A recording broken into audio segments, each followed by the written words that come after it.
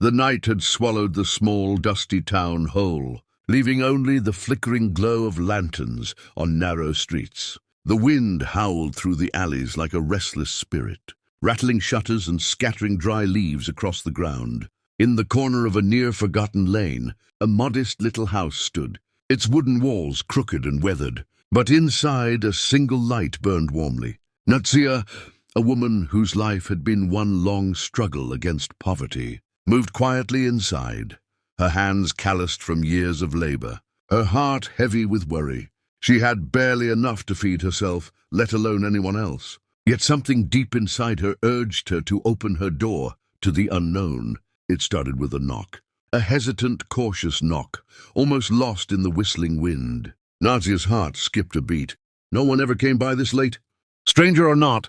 The wind itself had brought a chill that seemed to seep into the bones. With trembling hands, she opened the door, and there he was. A man, tall and broad-shouldered, his coat dusted with the remnants of the trail he had walked. His hat was tipped low, shadowing his sharp, mysterious eyes. He looked weary, tired from miles of riding. Yet there was a quiet strength about him, the kind of strength that doesn't demand attention but commands it anyway. I'm sorry to bother you, ma'am, he said, his voice deep, steady, and oddly comforting. It's cold out here, and I need shelter for just one night. Nazia hesitated. She knew the risks. She knew the dangers of taking in a stranger, especially at night, with no one around. But she also knew hunger, cold, and loneliness, and she could not turn a person away who needed help. Come in, she said softly, stepping aside. There's a fire. You can warm yourself. As he stepped inside, the warmth hit him, and for a brief moment, the harsh lines of the world outside seemed to melt away. He removed his hat, revealing a face that was both rugged and refined, with eyes that seemed to hold secrets of 1,000 stories. Nazia noticed the way he studied the room, the modest furniture, the single bed tucked into the corner, the small pot simmering on the stove. But he made no comment. He simply nodded his thanks and allowed himself to be enveloped by the quiet comfort of her home. The silence between them was not uncomfortable. It was a silence filled with curiosity, with unspoken questions, and perhaps the faintest hint of fate.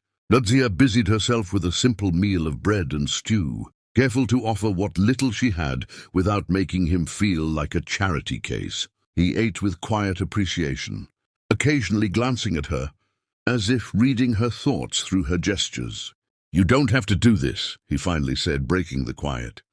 You could have said no. Nazia shook her head, a small smile tugging at her lips. I could have, yes. But I didn't. No one deserves to be out in this storm alone. He looked at her then, really looked at her, and for a fleeting moment, his guarded expression softened. You're not like most people I've met, he murmured. The night grew deeper, and the wind outside intensified, rattling the windows and carrying with it the wild scent of the open plains. They spoke little, but each word carried weight, each silence full of meaning. Nazia felt a strange comfort in his presence, as though the universe had sent him there for a reason she could not yet understand. Hours passed, and eventually the man rose to leave. Thank you, he said simply, placing a few coins on the table. Nazia protested, but he shook his head. Keep them. Consider it a token of gratitude and, perhaps, a promise that kindness is never wasted. He turned to leave, and Nazia watched, puzzled by a sense of déjà vu, by the feeling that she had just brushed against destiny itself. And then he paused, glancing back at her over his shoulder. There are things about me you don't know, he said cryptically. Things that, if you did, might change how you see this night. Before she could ask, he was gone, swallowed by the darkness outside, leaving only the faint echo of hoofbeats behind. Nazia sat there, heart racing, mind spinning with questions she could not answer. Who was he? Why had he chosen her home? And why, of all the nights, had fate brought him to her door? The next morning, Nazia returned to her daily life, chores and struggles filling her hours. Yet her thoughts kept drifting back to the mysterious stranger. Days passed and life remained the same on the surface, but something had shifted. It was in the way the sun seemed warmer, the wind gentler, and her heart lighter. Then one afternoon, a caravan of sleek, black horses arrived at her village. drawing curious glances from every passer-by. The man was there, standing tall and unmistakable. Yet now the aura around him was different, undeniable. People whispered in awe as he moved with the confidence of someone accustomed to wealth, to power, to the kind of life Nazia had never imagined. And yet, when his eyes found hers across the crowd, all the grandeur melted away, leaving only the same gentle stranger who had knocked on her door that stormy night. He approached her with a slow, deliberate step, and Nazia felt her breath catch. "I told you there were things you didn't know," he said softly.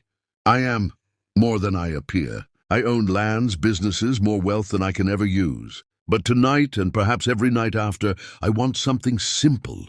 I want honesty, kindness. Someone who sees me not for what I have, but for who I am." Nazia's heart swelled, emotions she had long buried flooding back. She had offered him shelter out of compassion, not knowing the man before her carried fortunes untold. And yet here he was, offering her a world she had never dreamed of, not for her money, not for status, but for her heart. "Why me?" she asked, voice barely above a whisper. "Because," he said, taking her hand gently, "you saw me when I was nothing but a man at a stranger's doorstep. You gave without asking. That is rarer than gold, rarer than wealth. And that is what I have been searching for all my life." The wind carried his words like a promise, and Nazia knew in the depths of her being that her life had changed forever. She had offered a stranger shelter for one night, not knowing that night would be the turning point of her destiny, that kindness would be repaid in ways she had never imagined, and that love could emerge from the most unexpected places. Days turned into weeks, and the man, whose name she finally learned was Rylan, continued to stay in her life, not as a wealthy savior, but as a partner, as a companion. Together, they worked on the land, shared quiet moments by the fire, and laughed under the stars, creating a life that was rich not in money, but in trust, love, and unwavering respect. And every time Nazia looked into his eyes, she remembered that stormy night, the knock at the door, the chill in the air, the stranger who came seeking shelter. Little did she know then, she had opened her home not just to a man, but to fate itself. And in that fate, she discovered the kind of love and life that fairy tales speak of, yet reality rarely grants. For in a world full of uncertainty, one night of kindness had changed everything, proving that even the smallest acts of generosity could echo into eternity. And as Rylan held her close beneath the endless sky, both of them knew that the story they had begun was just the first chapter of a life neither of them would ever forget.